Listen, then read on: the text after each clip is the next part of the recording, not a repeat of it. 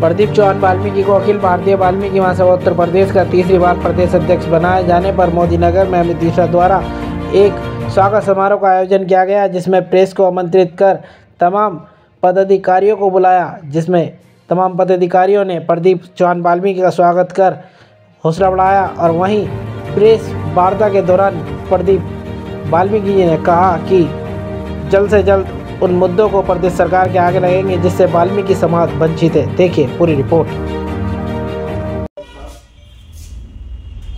तीसरी बार हमारे माननीय राष्ट्रीय अध्यक्ष डॉक्टर राजगोपाल राजन जी ने मुझको जिम्मेदारी उत्तर प्रदेश की दी है और मैं पूरे प्रदेश में जा रहा हूँ।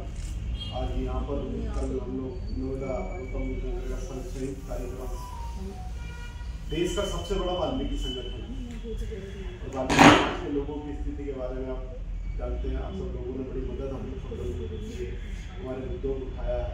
हमारे मुद्दे आप सब लोगों के माध्यम से उठाए जाते हैं तो सरकार में एक आवाज़ मिलते हैं। तो उसी परिप्रेक्ष्य में ये क्षेत्रों का भ्रमण का कार्यक्रम चल रहा है।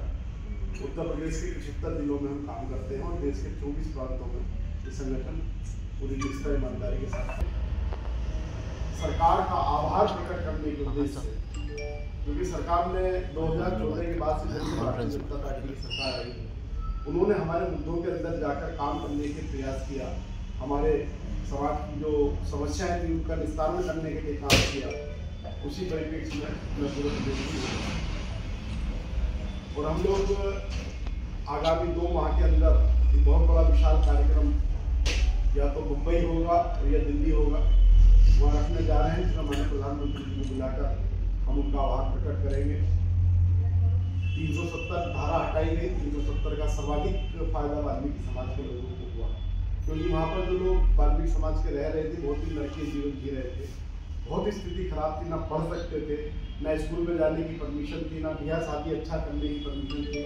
मतलब ये स्थिति वहाँ पर थी 370 लगने के बाद से कि वो जवान बच्चा घर से बाहर नहीं निकल सकता, उससे मुक्ति उसको पूरी तरह से लागू करने की मांग। और उत्तर प्रदेश में इसको लागू करने के लिए उत्तर प्रदेश का समाज कल्याण मंत्रालय इसका चैनल एजेंसी है, जिसके तहत पूरे देश में सर्वे हुआ और लगभग 40,000 लोगों को हाथ से मैला उठाने के कार्य से मुक्त कराकर उन्हें 40,000 रुपए प्रति व्यक्ति एक मुफ्त धनराशि भारत सरकार ने उनके खातों में दी।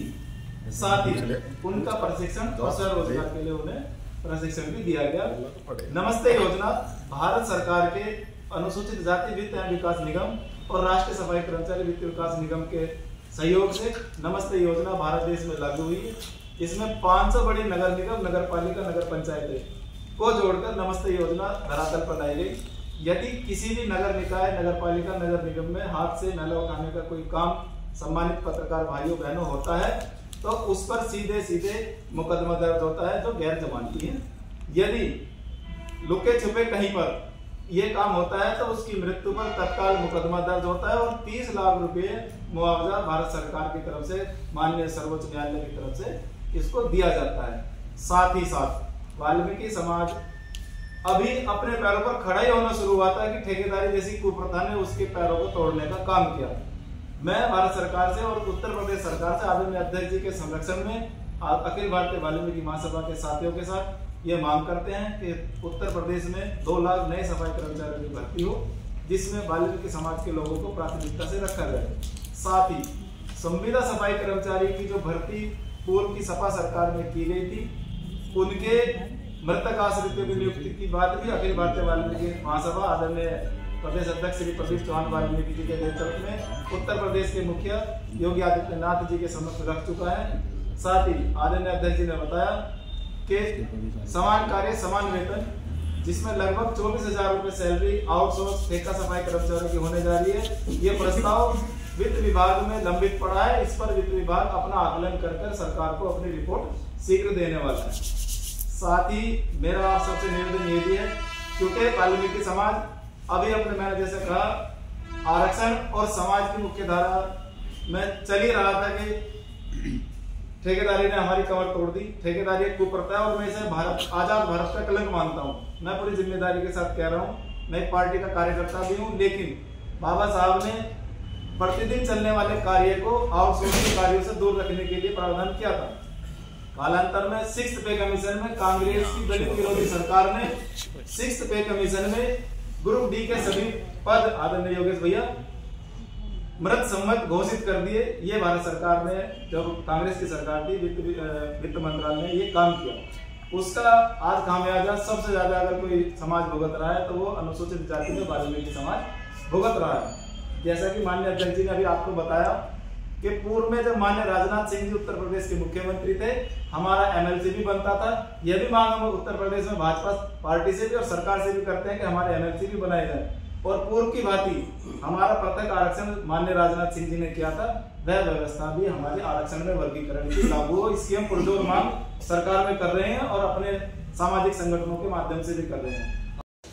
जी प्रदीप जी, ये जो आपका संगठन है अखिल भारतीय वाल्मीकि महासभा, इसके क्या क्या उद्देश्य हैं, क्या क्या एजेंडा है इसका? भाई साहब, ये इस देश का सबसे बड़ा वाल्मीकि संगठन है, 24 प्रांतों में देश में काम करता है। सामाजिक कुरीतियाँ जो हैं उनको निकाल कर पढ़ाई के क्षेत्र में लोगों को आगे बढ़ाना, रोजगार के क्षेत्र में लोगों को अवेयर करना, महिला शक्तिकरण को लेकर भी काम करते हैं। कोई ऐसा इशू है नहीं जनहित का जिसको लेकर अखिल भारतीय वाल्मीकि महासभा काम ना करती है। ऐसे कितने इशू हैं जो आपके संगठन द्वारा निपटाए जा चुके हैं या खत्म किए जा चुके हैं? हमारे यहाँ पर आप देखें, अगर हम गाजियाबाद से शुरू करें तो अखिल भारतीय वाल्मीकि महासभा के माध्यम से गाजियाबाद जनपद में बहुत बड़ा भगवान महर्षि वाल्मीकि पार्क बनाया गया, जिसकी लागत लगभग जो है वो 1000 करोड़ के आसपास है और नगर निगम की बहुत बड़ी हो रही है। उस पर सरकार की उपलब्धि के रूप में उसको हम मानते हैं।